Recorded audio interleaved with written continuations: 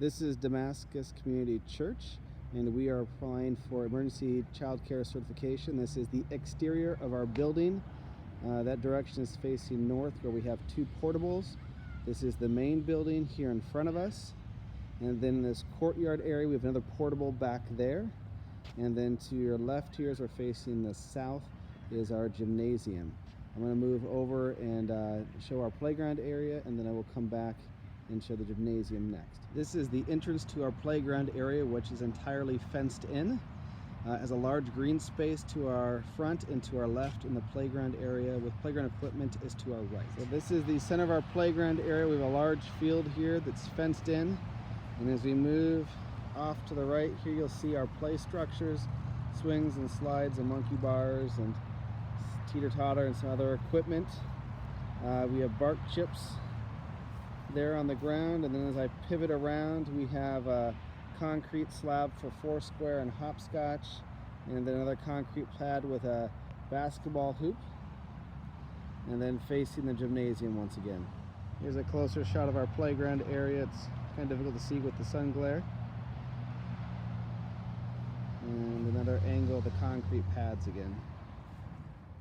This is our gymnasium area. It's actually double the size. We currently have the curtains down, which we use to separate out cohort groups. And this is where kids will come in for recess or physical education, especially if the weather is not nice outside. We also have bathrooms to my left, which are also here on campus for students to use with multiple stalls. We also have multiple sanitizing stations throughout the facility as well for students to use, in addition to traditional bathroom sinks with soap and water. Here is one of our bathrooms in the gym. This is the boys' bathroom with urinals and toilets, the far one being handicap accessible. One of our other communal spaces is our library, which you can see here. In cases with all of our communal spaces, whether it's the playground, the gym, or rooms like this, we do clean them down between cohorts.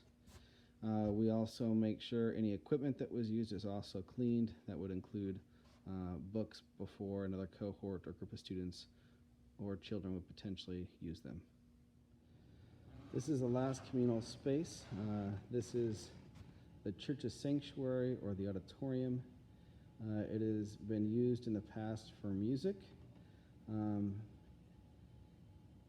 We will use this space and plan to, but maintaining still the protocols that we have to for mitigating the spread of COVID-19 as it relates to music or just other gatherings here in this space. It's a large room that we can spread kids out quite a bit. There's another view of it. There's also a balcony above, and so quite a bit of space in this room here. And here's another example of our fire route. It's there on the map. Alarm for fire, our emergency response explanation, or our protocols, plus, like I said earlier, first aid and a fire extinguisher, all here as well. And those are throughout the entire campus as well. This is the bathroom for our girls here on the bottom floor. You can see we have 3 sinks here and 3 stalls.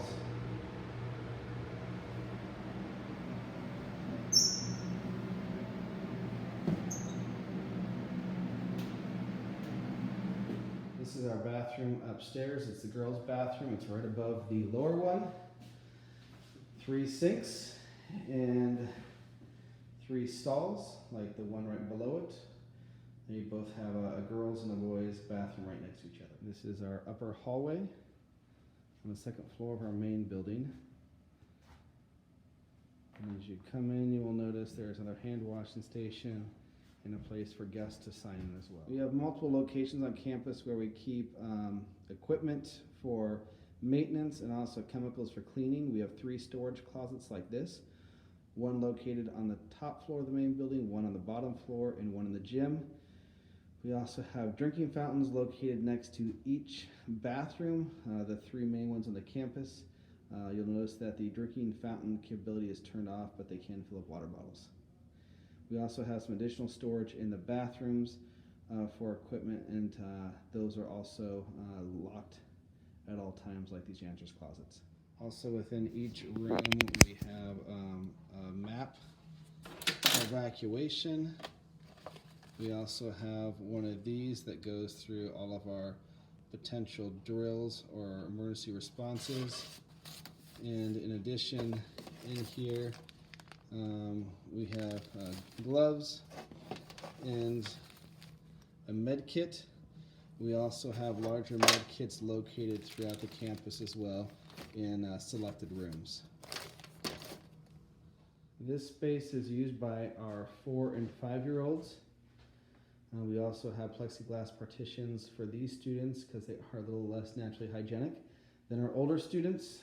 They have areas to store items in off to our right, plus plenty of storage here. Right next to this room for 4 and 5-year-olds, which are our youngest kids that we will be having emergency child care for, is a small sink and a bathroom right here that is a smaller toilet for our younger kids as well.